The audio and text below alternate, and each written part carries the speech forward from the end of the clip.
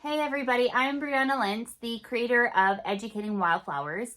I am a homeschooling mom and we are completing our third year of homeschool and we are in May of 2025. And I have had these ideas for a long time. I pause them and I'm picking them right back where I paused and I'm unpausing. And one of the things that I've wanted to do for a couple of years now is create a channel revolved around educating our kids at home and educating ourselves as parents, as well as curating lists of books that are clean for our kids to read. My kids are absolutely voracious readers. They are 8 years old, completing second grade, and 12 years old, completing sixth grade. And they are very, very, like I said, voracious readers. And my 12-year-old is ready for high adult level books, but not maturity. And so there's a lot of young adult books that she would like to read, and she is on a maturity level ready to read, except for the sexual content in those books. And so I am here on a mission to create this list of books for her to be able to read in junior high, because those kinds of things make her uncomfortable. And I don't want her to be, exposed to something that she's just not ready for. And as she matures, those things are going to happen and maturity is going to hit, right? But for right now, it's so interesting because she was able to read Micro from Michael Crichton, which was cleaner than a lot of the books that we know are on the shelves for young adults. And she has pretty much read almost a lot, I will say a lot of the fantasy that's out there for her age group. But she's ready for the next thing. She's, I want her to continue to be challenged. So what do those books look like? Another thing that I want to do is, so my 8-year-old is going into the third grade. And so she's ready to start reading these new series of books, or she has just finished reading series of books that she's like, Mom, I want you to read them. And again, I want to curate lists of books that are available to you. So that way, if those are things that are important to you in your homeschooling journey, or even as a parent, if your kid is in public education, and your kid is just a voracious reader, and you just are careful about what they read.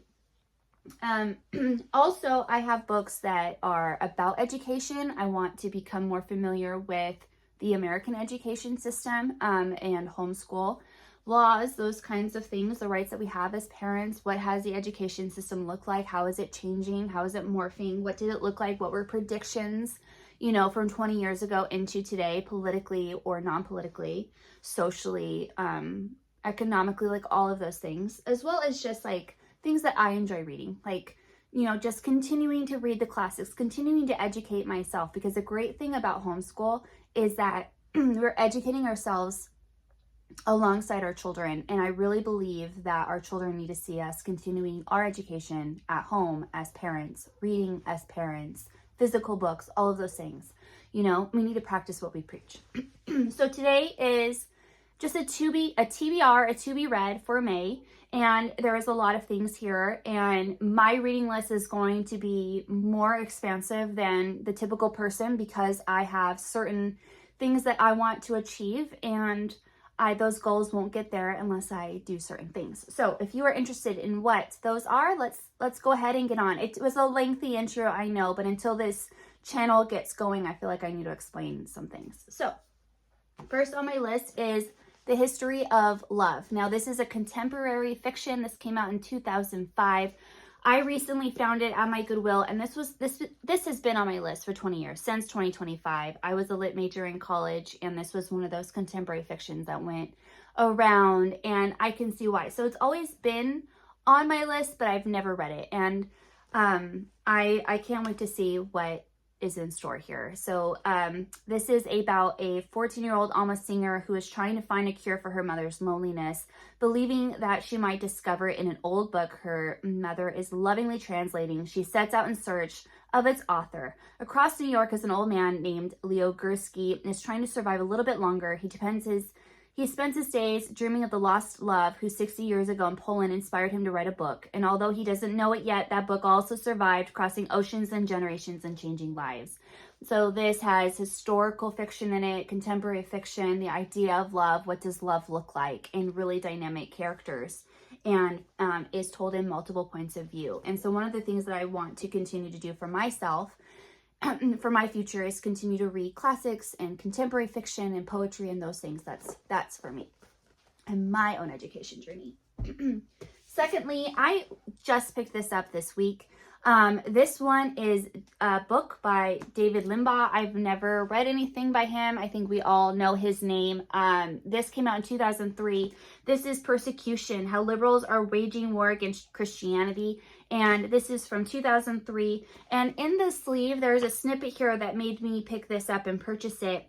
Looking honestly at the dominant influence of Christianity in America's colonial culture and schools, where the Bible was routinely used as a textbook, Limbaugh makes a compelling case that the education students receive today is not what the founders would have endorsed. Indeed, they would have been outraged at what is taught and what the courts say in their name under the pretext of the non-constitutional and woefully misunderstood phrase, separation of church and state. Limbaugh zeroes in on how activists judges misinterpret and misapply the Constitution to eliminate Christianity from American government and public life. He reveals a society-wide disinformation campaign that has successfully obscured for many people what the Constitution actually says about rebellious freedom, while allegedly promoting religious liberty. Liberals actually suppress it. So this is my book about education that I want to read this month. This is my nonfiction book, which I would also like to read monthly.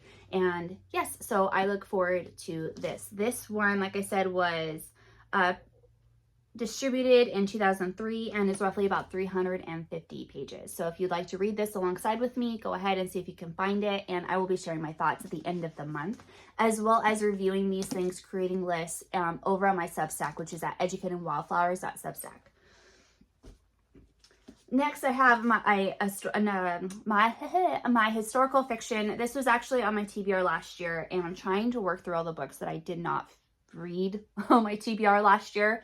On my other channel, my crafting channel, Brianna Lentz, is a arts and crafts channel, basically. I also uploaded a 24 books I want to read in 2024. This was one of them.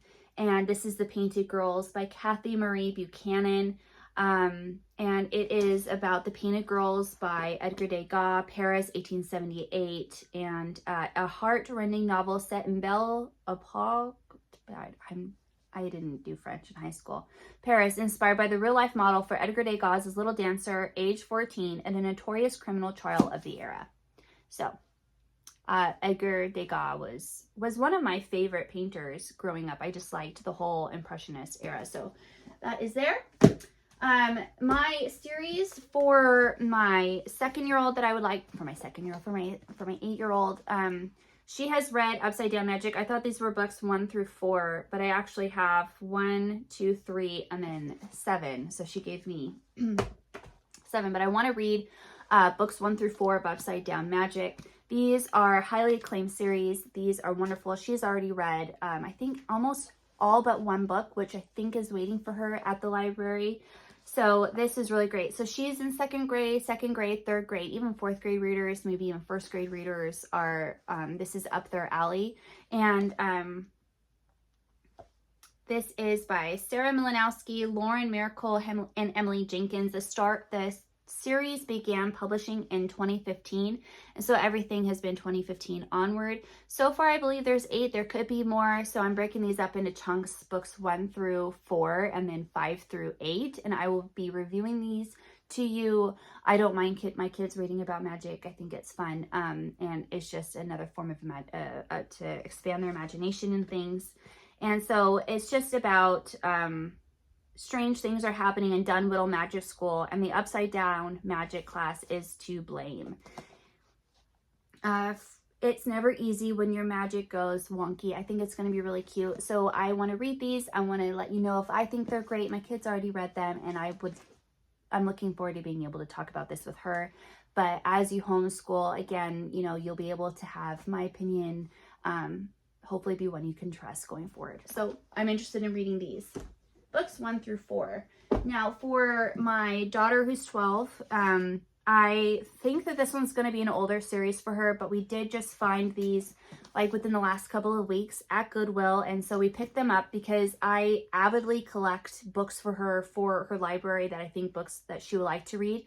We very much use our local library as a resource, but she's she's very, very proud of her books and her bookshelf and her series and things. And so I found Ready Player 2 in hardback, and then recently we found Ready Player 1. They don't match, but that's okay. I am on the look for Ready Player 1 in hardback though, just because it will look nice on her shelf. My daughter is, she loves video games, and she loves the storylines behind video games. She loves science fiction. She loves all of that kind of stuff, technology, that's like super up her alley. So I really want to read these because they are more mature content, but they are so in her universe of something that she would like. So I'm going to quickly read these for her, and if I think they're acceptable, then I'll go ahead and let her read them. Really, like, there's a level for her, like Jurassic Park by Michael Crichton is still a little bit too horrific for her, but Micro by Michael Crichton was just fine. Like, there's a certain level still where I don't want her innocence taken away too early, especially if I'm like, oh, that's okay for her to read. But she's super interested in these, so I'm going to read them and then say, hey, maybe wait a year, or you can read them now. So she's very much looking forward to Ready Player 1 and Ready Player 2 by Ernest Cline. It says adult bestseller, but I remember this being a huge young adult phenomenon on BookTube when BookTube first started. So this book came out, the first book came out in 2013, I believe, or 2011, and then the second book came out in 2020, and it is a major motion picture. So now a major motion picture directed by Steven Spielberg. So it should be really interesting, and I really look forward to reading these in tandem as well and giving you guys a review, and as well as a written review on my Substack. And I will have my Substack linked down below. Make sure you subscribe because that thing is about to go bonkers. I'm going to have book reviews, my list of things that I recommend, as well as a lot of homeschooling updates, homeschool lessons, book unit studies, current events that I will be building lessons for you to be able to use if you are interested in those kinds of things. Because the beauty of homeschool is that we can curate it to be as old school or as modern as we want. And I like to do both. Lastly, in my physical books, again, I just picked this up. If you can't tell, Michael Crichton is my favorite author, and I read at least one a year. I try to do only one a year because the guy is dead. He's not going to come back to write more books. I mean, people are already finishing books for him. Micro was a book that he started and was finished by another author, and you can tell that it was finished by another author, but it was pretty good. I did enjoy it a lot. And depending on, like, if your kid watches certain, like, PG-13 movies, I would recommend Micro for a 6th grader and up. I think it's just fine. There's only one scene that's, like, a little bit, but again, that would be, like, equivalent to a PG-13 movie, and then everything else is okay as long as action and all that stuff doesn't faze them. But this is Michael Crichton Timeline. So my in-laws were just at my house, and my mother-in-law was actually just telling me about the movie Timeline, and I said I'd never heard of it, and I have a huge collection because, again, I try to read one every year. And I found this in mass market paperback. Yeah, mass market paperback. And normally I don't buy books that clearly have, like I don't really want to be inhaling this, but I thought, what a coincidence. We were just talking about this, and I haven't read my book. I just picked up this one, and then I also bought Next secondhand in hardback, and I was thinking I was going to read that one, but I kind of want the experience of the mass market paperback, and I kind of want to, like, read it and then, like, you know, donate it and get myself eBay a hardback version of this. But since I have it, let's read it and move on with it. And I will be creating a list of, like, my favorite Michael Crichton books, because I don't see why we can't have our kids or high school kids being, you know, read. I mean, the author of Jurassic Park, they're coming out with the 3rd series of the movie. Like, the guy's great. So, those are my physical books. And then lastly, I have, let's see, I have my things written down. Lastly, I have, my husband has collected a bunch of credits on Audible, and so I'm going through them. And I love the Dune.